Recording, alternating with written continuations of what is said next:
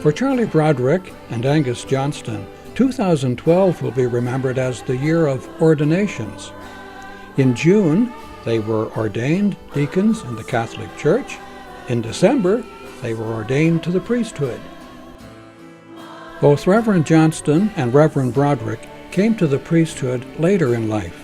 They each had previous careers. I have a Bachelor of Commerce degree from St. Mary's in Halifax, and I've worked at many different places. I was an insurance adjuster for about 10 years, and but that wasn't meant to be my career. That wasn't a vocation for me, and as important as it is, and it's been a wonderful gift in helping me to work with the poor and in being a fairly useful guy around the church with that business background. It wasn't my calling, and I had to recognize that after a while. Well, I think being an educator is probably the one that's most directly relevant, because even as a principal, I tried to direct most of my activity to the staff. In fact, I used to tell them they were my classroom. They had their classes, I had mine, and they were it. And whether they liked it or not, I don't know, but so I've always been involved in some kind of formation there with them, and education. And you're always, of course, giving workshops of one kind or another, so that kind of leads directly into what we're doing here, so it's an easy transfer, actually. And work on council was actually good too, because it did get me out into the community a lot more than I normally did, so got to know a lot of people in town, how the organizations work and don't work, and how you'd like them to work, so I'll bring out a little bit of that here as well. Father Broderick and his wife Helen also raised a family. They'd been married 46 years when Helen passed away. The last few months, Helen wasn't very active. She would sleep a lot, and I was with her most of the time. If I wasn't there, somebody else was. So I had a lot of time to think, and it started to become obvious that her life was playing out. So naturally, as I'd sit there, especially in the evenings, you'd start to think, well, what are you going to do after this? Because it's going to be a major change in your life. So as I'd sit there, I'd just think, and my mind would go hither and yon. And 2 or 3 different things would tend to surface regularly, and this was the most persistent one.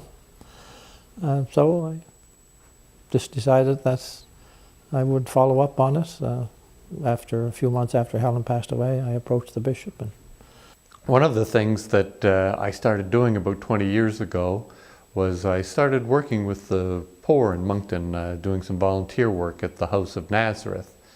And I would be driving the truck for them one day a week and picking up furniture, delivering furniture, food, that sort of thing. And it was wonderful, and I started enjoying that work very much. And but I also started to appreciate the spiritual side of the House of Nazareth, and there were some wonderful people working there who had a genuine, deep prayer life, and they helped me focus a little bit on my own, and that allowed me to enter more deeply into working with the poor, and that brought me deeper into prayer life, and that brought me deeper into the church, and made me a better worker, which brought me deeper into my work, which brought me deeper into prayer, further deeper into the church.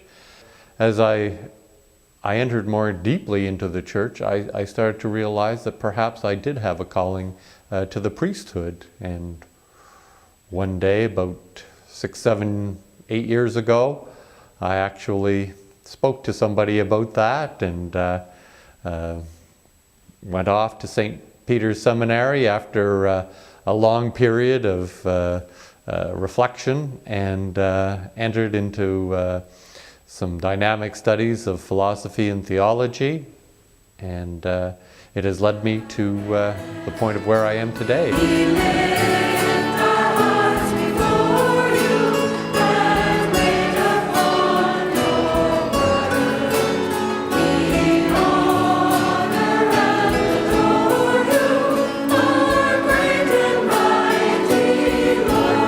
Well, it's very special for the Archdiocese of Moncton to receive 2 new priests. I've ordained 3 priests while I was in Bathurst for 10 years. Coming down here, and just at the end of almost 3 months being here, having the privilege of ordaining 2 men to the priesthood is really something special for me, but something very special for all the dioceses, and especially on the English side, because these 2 persons will be probably working more on the English side of the diocese. So it is a very special occasion for all of us.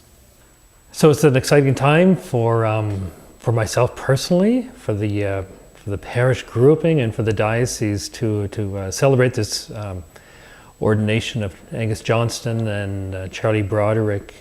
Certainly brings back a lot of memories for me. 15 and a half years ago, I was in their shoes, and there's nervousness and yet excitement at the same time.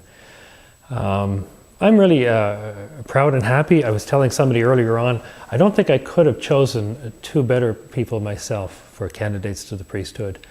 I looked at their life experiences, and they're certainly not greenhorns. They've been around, and they've been living the gospel in their own special ways, and now they're being called to live it in another way, and I couldn't be more happier for them. So Charlie and Angus, have a wonderful celebration, and know that all of us at Blessed Elizabeth of the Trinity Parish Grouping and all of us in the diocese are here to support you, encourage you, so that you can become the best version and the best priest God always intended you to be. Congratulations. I have been really blessed. I really have.